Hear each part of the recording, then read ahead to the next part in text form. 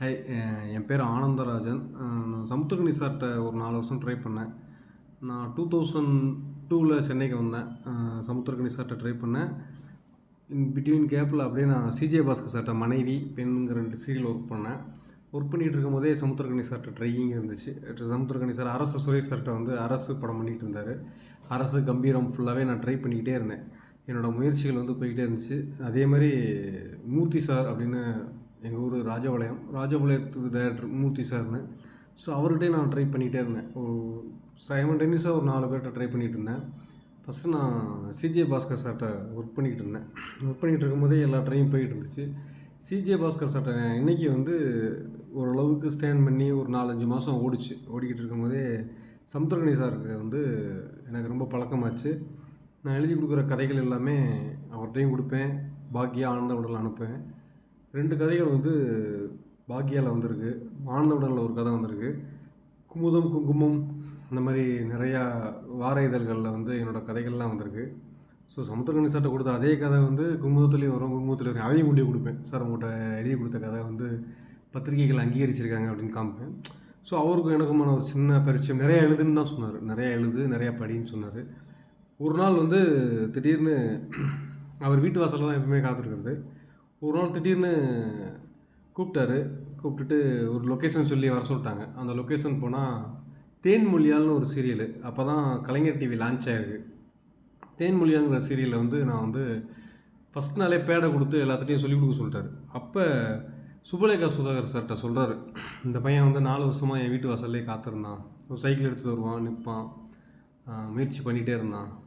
So அதனால் கண்டிப்பாக வந்து இவன் நல்லா வருவான் நான் நம்புகிறேன் அப்படின்னு சொன்னார். அப்போ சுபலேகா சுதாகர் சார் சொன்னார், இவரை வந்து நான் வந்து சிஜே பாஸ்கர்கிட்டே பார்த்துருக்கேன். சிஜே பாஸ்கர்கிட்டே ரொம்ப பொறுமையாக கொஞ்சம் நிதானமாக வேலை பார்ப்பப்ப. ஸோ இவரை எனக்கு ஆல்ரெடி தெரியும் அப்படின்னு அந்த டீமே எனக்கு கொஞ்சம் பழக்கமாச்சு. ஃபஸ்ட்டு எனக்கு வந்து ஒரு பேடை கொடுத்து இருக்கிற எல்லா கேரக்டருக்கும் டைலாக் சொல்லிக் கொடுக்க சொன்னாங்க. அது ஒரு சிங்கிள் ஷாட்டு தேன்மொழியால் சீரியலில். ஆக்சுவலாக தேன்மொழியால் சீரியலில் வந்து என்ன ஒரு பெரிய ப்ளஸ்னால், பாலச்சந்தர் சாரோட திரைக்கதை, நம்ம சமுத்திரக்கனியனோட இயக்கம். ஸோ அந்த மாதிரியான ஒரு சீரியலில் வந்து எனக்கு ஒரு வேலை கிடச்சிது. அது ஒரு வருஷம் போச்சு அந்த சீரியலு. ஸோ அந்த ஒரு வருஷம் போயிட்டு இருக்கும்போதே நான் வந்து மூர்த்தி சார்கிட்ட ட்ரை பண்ணிகிட்டு இருந்தேன். மூர்த்தி சார் வந்து சசி சார்கிட்ட வந்து ஒர்க் பண்ணிகிட்டு இருந்தார். ரோஜா கூட்டம், ஸோ அந்த மாதிரி எல்லா படங்களும் சசி சாரோட எல்லா படங்களும் மூர்த்தி சார் ஒர்க் பண்ணுவார். மூர்த்தி சாரை பார்க்குறதுக்காக சசி சாரோட ஷூட்டிங் ஸ்பாட்டுக்கு போவேன், அடிக்கடி போவேன். அப்படி வந்து போய்கிட்டு இருக்கும்போது டிஷ்யூம்னு ஒரு படம். ஸோ அங்கே தான் நான் வந்து க்ரௌடில் நிற்க வச்சு எனக்கு வந்து பர் டேக்கு வந்து 1500 வாங்கி கொடுத்தாரு மூர்த்தி சார். ஸோ அப்போல்லாம் பசியும் பட்டினியுமாக ஓடிக்கிட்டு இருந்த காலங்கள். அந்த படங்களில் நான் வந்து அட்மாஸ்பியரு, க்ரௌடு அந்த மாதிரிலாம் டிஷ்யூம் படத்தில் அந்த சாங்லலாம் ஒரு ஐட்டம் சாங் இருக்கும். அந்த ஐட்டம் சாங்லாம் பேக்ரவுண்ட் ஃபுல்லாக நின்றுருப்பேன். டிஆர் கார்டனில் எடுத்தாங்க. ஸோ அப்படிலாம் இருந்துகிட்டு இருக்கும்போது மூர்த்தி சாருக்கு ஒரு வாய்ப்பு கிடைக்கிது. கரண் சார் கம்பெனியில் கருப்பசாமி குத்தகைதாரர்னு ஒரு படம். ஸோ அந்த படம் ஒர்க் பண்ணுறதுக்கான முதல்ல ஷூட்டு. அவருக்கே வந்து நிறைய நெருக்கடி. ஸோ என்னை வந்து பேக்ரவுண்டில் மட்டுமே வச்சுக்கிட்டாங்க. இந்த படத்தில் சேர்த்துக்க முடியாத சூழ்நிலை அப்படின்னு ரொம்ப வருத்தப்பட்டு சொல்லி, ஆனால் ஃபாலோப்லேயே இருந்தேன். அப்படி இருக்கும்போது அரசு சுரேஷ் சார்கிட்ட ஒரு நெருக்கமான பழக்கம் கேட்டுச்சு. ஃபிலிம் ஃபெஸ்டிவல் போவேன். ஃபிலிம் ஃபெஸ்டிவல் போய் அந்த ஃபிலிம் ஃபெஸ்டிவலில் பார்த்த படங்களில் எனக்கு பிடிச்ச படம்னு சொல்லி கிட்டத்தட்ட ஒவ்வொரு படத்தையும் ஒரு 10 பக்கம் எழுதி நான் முயற்சி பண்ணுற எல்லா இயக்குநர்களுக்கும் கொடுப்பேன். அப்படி கொடுக்குறதா சுரேஷ் சார் வந்து எனக்கு கொஞ்சம் பரிச்சயம் பண்ணார். அவர் நான் எழுத கொடுக்குற வெளிநாடுகளோட படங்களை பற்றி அதில் பற்றின விமர்சனம் மாதிரி எழுதி கொடுப்பேன். அதை பார்த்துட்டு என்னை வந்து கூப்பிட்டு அடிக்கடி பேசுகிறது, நடக்கிற நிகழ்வுகளை பற்றி டிஸ்கஸ் பண்ணுறது, வர்ற படங்களை பற்றி டிஸ்கஸ் பண்ணுறது. ஸோ அந்த மாதிரியான ஒரு எங்களுக்குள்ள ஒரு விவாதம் போய்கிட்டே இருக்கும். இப்படி இருக்கும்போது மூர்த்தி சார் வந்து 2வது படம் ஆரம்பித்தார். கருப்பசாமி குத்தகைதாரர்னு ஒரு படம் ஆரம்பித்தார். 2வது படம் வந்து வெடியுண்டு முருகேசன் ஒரு படம் ஆரம்பித்தார். ஸோ அந்த படத்தில் ஒரு ஒரு உத்தரவாதம் உள்ள ஒரு உதவி இயக்குனராக ஜாயின் பண்ணார். அந்த படம் ஃபுல்லாக வேலை பார்த்தேன். நல்ல பரிச்சயம் கிடச்சிது. நிறையா நம்ம அப்போ பார்த்த ஆர்டிஸ்ட் இன்றைக்கும் பெரிய ஆளாக வளர்ந்துருக்காங்கிறதுல வந்து விஜய் சேதுபதி நான் சொல்லலாம். சிஜே பாஸ்கர் சார்கிட்ட ஒர்க் பண்ணும்போது பெண் ஒரு சீரியல் பண்ணேன்.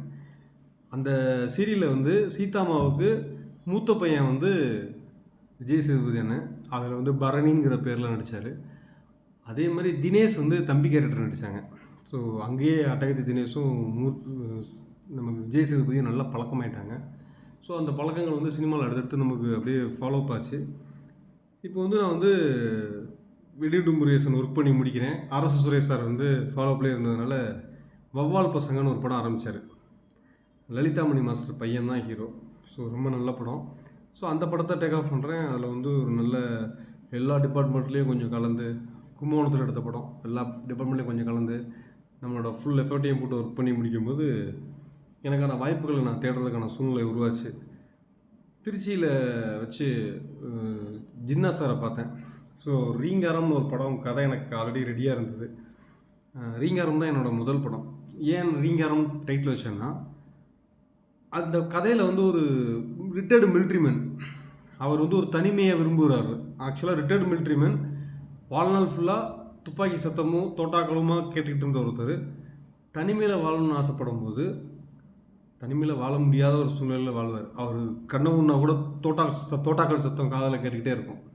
ஸோ அந்த மாதிரியான ஒரு டிஸ்டர்பிங்லேயே வாழ்ந்த ஒருத்தருக்கு ஒரு தனிமையில் ஒருத்தர் வாழ்கிறாரு அப்படிங்கிறப்ப வந்து அவரோட வாழ்க்கை எப்படி அமையுது அப்படிங்கிறத சவுண்டிங்காக சொல்லலாம் அப்படின்ட்டு அதில் ஒரு காதல், அதில் ஒரு சின்ன சின்ன முரண்பாடுகளை கலந்து அந்த காதலில் ஒரு ஏற்றத்தாழ்வு இருக்கும். உயர் ஜாதி தாழ்ந்த ஜாதிக்கான ஒரு ஒரு ஒரு ஊமையாக ஒரு இடத்துல அந்த மாதிரியான ட்ராவல் இருக்கும். ஸோ ஒரு ரிட்டையர்டு மிலிட்ரிமேன், அதோட உண்மையான நாட்டு என்னென்னா வடசென்னையில் நடந்த ஒரு உண்மை சம்பவம்.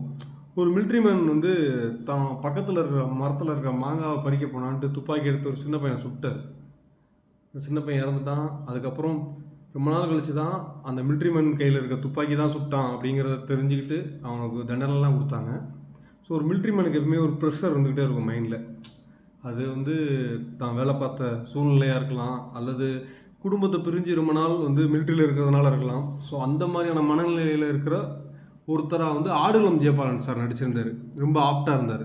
ஒரு ரிட்டையர்டு மிலிட்ரிமேன், யாருமே இல்லாத ஒரு அனாதை, ஒரு ப்ளே கிரவுண்டுக்கு பக்கத்தில் ஒரு தனிமையில் இருக்கிற மாதிரியான ஒரு வீட்டுக்குள்ளே சிலரோட வயதானவர்களோட வீட்டுக்கு பக்கம் போனாலே இப்போ ஒரு ஒரு ஒரு புளிச்ச வாசனை அடிக்கும். காரணம் என்னென்னா அவங்கள சுற்றி ஒரு ஸ்மெல் கிரியேட் ஆகும். ஸோ அந்த மாதிரியான யதார்த்தமான ஒரு மனிதராக வாழ்ந்துக்கிட்டு இருப்பார்.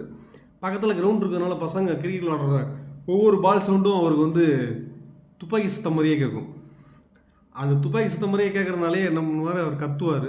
ஸோ அந்த கத்துறதுக்கு திருப்பி கத்தணுங்கிறதுக்காகவே இந்த சின்ன பசங்க என்ன பண்ணுவாங்க, வாண்டு பசங்க பால் அடிச்சுக்கிட்டே இருப்பாங்க. ஸோ இது வந்து ஒரு உண்மை சம்பவத்தோட பிரதிபலிப்பாக தான் அந்த படத்தை பண்ணியிருக்கேன். அது என்ன பிரதிபலிப்புனா, எங்கே மாங்காவை அடிக்கிறதுக்காக ஒரு பையன் ஏறி அவரை டிஸ்டர்ப் பண்ணி துப்பாக்கி எடுத்து சுட்டான் இல்லையா. ஸோ அதை அப்படியே வேறு மாதிரியான ஒரு களமாக உருவாக்கி ஒரு ப்ளே கிரவுண்டு கிட்ட ஒரு மிலிட்ரிமேன் வீடு, அந்த மிலிட்ரிமேன் வீட்டை பூட்டியே இருப்பார். ஆக்சுவலாக அந்த பசங்க வந்து அதை பேய் விடும்பாங்க. ஸோ அந்த மாதிரி ஒரு ஒரு ஒரு இருட்டடைஞ்ச ஒரு வீட்டுக்குள்ளே இருக்கிற ஒரு வயதானவன், அந்த வயதானவனுக்கு நடக்கிற மன ரீதியான பிரச்சனை, அதுக்கு இன்றைக்கி ட்ரெண்டில் இருக்கிற சின்ன பசங்களோட விளையாட்டுத்தனம். ஸோ இதெல்லாம் கலக்கும்போது இந்த மாதிரியான உளவியல் ரீதியான பிரச்சனை ஏற்படுது அப்படிங்கிறத ஒரு தீர்க்கமான பார்வையாக பார்த்துருந்தேன். இதுக்குள்ளே ஒரு காதல், அந்த கிரவுண்டுக்கு பக்கத்தில் ஒரு கதாநாயகி இருப்பாள். அந்த கதாநாயகி தாழ்ந்த ஜாதி பெண், ஒரு மிக உயரமான இடத்துல இருக்கிற ஒரு பையனை லவ் பண்ணுவாள். ஸோ இந்த காதலும் இந்த தனிமையும் இந்த பசங்களோட ஆரவாரமும் எப்படி இந்த கதையை வந்து கதைக்களத்தை வந்து செம்மைப்படுத்துது அப்படிங்கிற மாதிரியான ரொம்ப சுவாரஸ்யமாக இருக்கும். எப்படி நம்ம வந்து ஆரண்ய காண்டம், அதுக்கப்புறம் ஓநாய மட்டுக்குட்டியும் அந்த மாதிரியான ஒரு ப்ளே இருக்கும். மேக்கிங் கேமரா ஒரு கதை சொல்லும். எப்பயுமே கேமரா வந்து ஒரு ஷார்ட் விஷனாக ஒரு கதை சொல்கிறது வந்து ரொம்ப சுவாரஸ்யமாக இருக்கும்.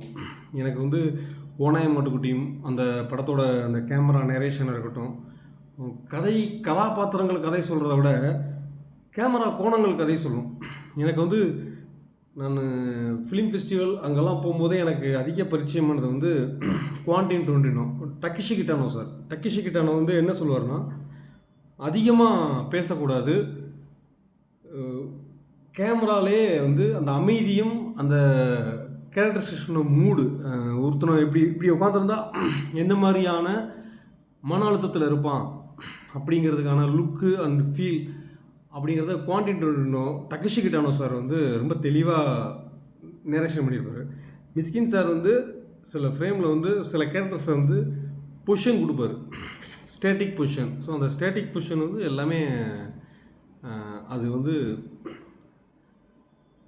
குவாண்டின் டொரண்டினோவும் டக்கஷி கிட்டானோ சார்ட்டு தான் வந்திருக்கும். இந்த டக்கஷி கிட்டானோ வந்து அவரோட உடல் ரீதியான அமைப்பிலே பாதி உணர்வை சொல்லுவார். ஸோ அந்த மாதிரியான ட்ராவலாக தான் இருக்கும். இந்த படம் ஃபுல்லாகவே ஒவ்வொரு கதாபாத்திரமுமே வந்து ஒரு பொசிஷனிட்டிவாக இருக்கும். இந்த ஏன் இப்படி நிற்கிது அப்படிலாம் கேட்க முடியாது. ஏன்னா அது மனநிலை, அதனோட உணர்வு, அதனோட வெளிப்பாடு தான் அப்படி இருக்கும். ஸோ அந்த மாதிரியான படம் ஃபுல்லாக பார்த்திங்கன்னா ஒரு அமைதியும் ஒரு ஒரு ஆரவாரமும் ஒரு ஒரு ஒரு மிகப்பெரிய ஒரு மன அமைதி இல்லாமையுமா இருக்கும். ரெண்டும் கலந்த ஒரு கலவையாக தான் இருக்கும் படம் ஃபுல்லாக. ஸோ அதனால் ரொம்ப சுவாரஸ்யமாக இருந்துச்சு ரீங்காரம். ஒரு இயக்குனருக்கு முதல் படங்கிறது வந்து எவ்வளவு ஆசாசியாக எடுப்பாங்களோ, என்னோடய கேரியரில் வந்து முதல் படம் வந்து ரொம்ப தேக்கத்துக்கு உள்ளாக்கிடுச்சு. பட் ஆனால் அது என்றைக்கு வந்தாலும் அது வந்து ஒரு மிகப்பெரிய பேர் வாங்கி கொடுக்கும். ஏன்னா அதுக்குள்ளே உணர்வுகள் கட்டுப்படுத்தி கிடக்கிறது உணர்வுகள். ஸோ அது எப்போ பார்த்தாலும் அது ஒரு யாருமே அழுகாமல் போக மாட்டாங்க கிளைமேக்ஸுக்கு. அந்த தனிமையும் அந்த அமைதியும் ஒரு காதலும் அந்த ஆரவாரமும் சேர்ந்து ஒரு மிகப்பெரிய மனிதருக்கு பார்க்குறவங்களுக்கு ஒரு வழியை ஏற்படுத்தும். ரொம்ப சுவாரஸ்யமாக ரொம்ப நாகரிகமாக எடுத்துருக்கோம். அந்த ரீங்காரம் படம் வந்து கூடிய சீக்கிரம் ஏதோ ஒரு வகையில் மக்களுக்கு வந்து சேரணும். ஒரு படைப்பாளியை வந்து ஒரு ஒரு ஒரு விஷயத்தை ஒரு கோணத்தில் ஒரு கதையை உருவாக்கி அதோட தன்மை அது ஒரு 3 மணி நேரம் அல்லது 1.5 மணி நேரம் அல்லது 2 மணி நேரம் ஒரு பயணம் பண்ணுறோம் அந்த கதைக்குள்ளே. அந்த கதாபாத்திரங்களை வச்சுட்டு ஒரு பயணம் பண்ணும்போது அந்த பயணத்தில் நம்ம வந்து சந்திக்கிற விஷயங்கள், சம்பவங்கள் எல்லாமே நம்ம சந்தித்த விஷயம், நம்ம படித்த விஷயமாக தான் இருக்கும். ஸோ அதை முழுமைப்படுத்தும் போது ஒரு உலகம் ஒரு கலை படைப்பு வந்து மக்கள்கிட்ட போய் சேரலைங்கிற ஒரு கவலை இருக்கு இல்லையா? ஸோ அது கூடிய சீக்கிரம் நிறைவேறும். அது ரொம்ப நல்லாயிருக்கும். அது வந்துச்சுன்னா ஒரு நல்ல படைப்பாக பேர் வாங்கும் அப்படிங்கிற நம்பிக்கை இருக்குது. ஆனால் அதுக்கப்புறம் நான் பண்ண கிச்சு கிச்சுன்னு ஒரு படம். ஸோ அந்த கிச்சு கிச்சுக்கு ஒரு பெரிய கதையே இருக்குது. என்னென்னா படத்தோட ஆரம்பிக்கல நான் வந்து டைட்டில் வந்து ரம்மியமாக அழகாக கடலை போட ஒரு பொண்ணு வேணும், அசல் காதலிக்க ஒரு பொண்ணு வேணுங்கிறத கொஞ்சம் நல்லா நாகரிகமாக அல்லது ஒரு அழகியலோட அல்லது ஒரு கவர்ச்சியாக கடலை போட பொண்ணுன்னு வச்சுருந்தேன். ஸோ அதோட விளம்பர யுக்திக்காக ஒரு பெங்களூர் கம்பெனியில் கொடுத்துருந்தோம். அவங்க என்ன பண்ணிட்டாங்க, ஒரு நாள் இதை திரும்பி பார்க்கிறேன்ட்டு டேஷ் போட்டு போட ஒரு பொண்ணு வேணும்னு போஸ்டர் அடித்து ஓட்டிட்டாங்க. ஆக்சுவலாக விஜய் சேதுபதி என்னை ஃபஸ்ட்டு கால் எனக்கு அதுதான் வந்துச்சு. என்ன தம்பி, நம்ம ரிலீஸ் பண்ண போஸ்டர் வந்து கடலை போட பண்ணணும், ஆனால் இப்போ வந்து டேஷ் போட்டு போட ஒரு பண்ணணும்னு ஓட்டியிருக்காங்க அப்படின்ட்டு February 14 அன்றைக்கி ஓட்டணும். ஃபஸ்ட்டு காலே அவர் கால் வந்துச்சு. ஸோ இது வந்து அப்படியே பயங்கர பாசிட்டிவ் ஆயிடுச்சு. நெகட்டிவ் தான், பயங்கர பாசிட்டிவ் ஆயிடுச்சு.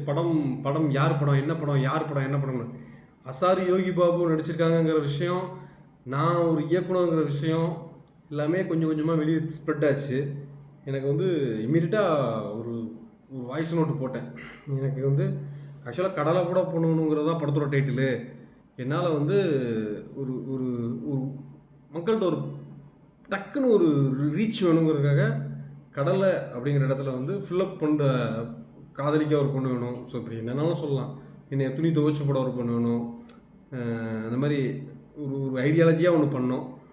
ஆனால் டைட்டில் மாற்ற சொல்லி சென்சார்லேருந்து ஒரு சர்டிஃபிகேட் வந்துச்சு, நோட்டீஸ் வந்துச்சு. ஸோ கிச்சு அழகாக இருக்கும் அப்படின்னு வச்சோம். ஒரு குழந்தைகள் எல்லாம் அட்ராக்ஷன் பண்ணுற மாதிரி. இன்றைக்கும் வந்து அசார் படம், யோகி பாபு படம் 2 மில்லியன் வியூஸ் தாண்டி யூடியூப்லேயே நல்லா போய்கிட்டு இருக்கு. மற்றபடி அதில் படத்தில் சாங்ஸ் எல்லாமே ரொம்ப நல்லாயிருக்கும். என்னோடய 2வது படம் வந்து கிச்சு அது ரிலீஸ் ஆயிடுச்சு. முதல் படம் வந்து கூடிய சீக்கிரம் ரிலீஸ் ஆகும். ரீங்காரம் அதனோட டைட்டிலேருந்தே கதையை ஆரம்பிச்சிருவோம். படத்தோட டைட்டில் கார்டு போடுறதுலேருந்தே பார்த்திங்கன்னா ஒரு மிகப்பெரிய சுவாரஸ்யத்துக்குள்ளே இருக்கும். அதில் எந்த விதமான மாற்று கருத்து கிடையாது. கூடிய சீக்கிரம் ரீங்காரத்தோடு நம்ம சந்திப்போம்.